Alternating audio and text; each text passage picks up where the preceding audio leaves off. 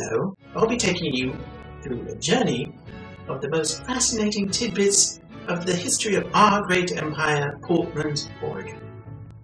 Portlandian history goes back much farther than we're taught in Oregon history in the classroom. In fact, Portland is quite an ancient civilization dating back thousands of years.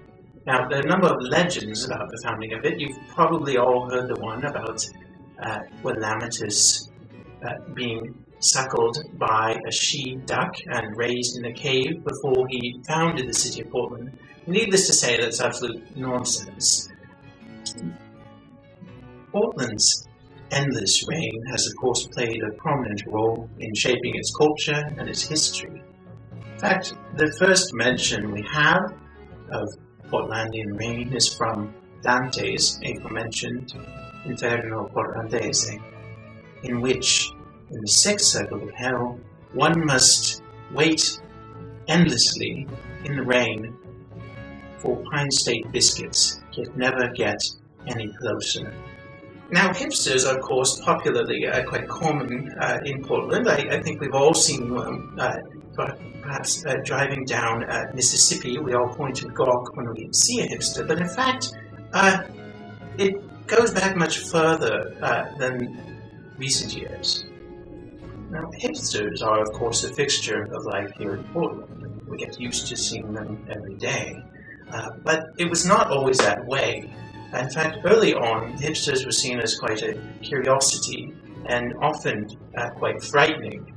In the 16th century, attitudes were beginning to change. Montaigne talks about seeing a stuffed hipster in a curiosity cabinet in North Portland and was quite interested in that. Sasquatch, as you know, is a part of the lore of Portland and the surrounding region, and this goes back again really to antiquity. At the founding of Portland, and even well into the 18th century, Forest Park was full of Sasquatches, and they were often sighted by people who went to do yoga in the park, and joggers and so on. Really, we have a number of interesting anecdotes regarding Sasquatches. King Dale of Gresham, whom you may all know from your history books, was particularly fascinated by Sasquatches. He, in fact, claimed famously that his mustache was stronger than 1,000 Sasquatches. And he, in fact, believed, we don't know on what basis, that Sasquatch semen was an elixir of life. And I perhaps some other time can tell you how many brave Greshamite knights died trying to acquire Sasquatch semen. In any case, by the 18th century, the Heshers of Gresham had begun to move their meth operations into the Sasquatch's natural environments, and the population was quite depleted. In fact, by the end of the 18th century, the usual products that came from Sasquatches, Sasquatch milk, of course, Sasquatch cheese, were extreme rarities. And really, we only know one relatively modern account of one individual having tasted Sasquatch cheese and described it as somewhat shaly, soft, vaguely simian in its flavor.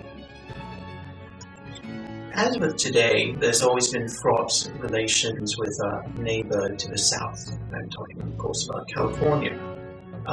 But this has been an ambivalent relationship, really, from the beginning. In fact, going all the way back to the 18th century BC, from Virgil's famous Portlandiad, we have the epic in which the hero of the story flees a corrupt, decaying California to start a new civilization here in Oregon, in which its main premise is the hatred of anyone else who flees from California.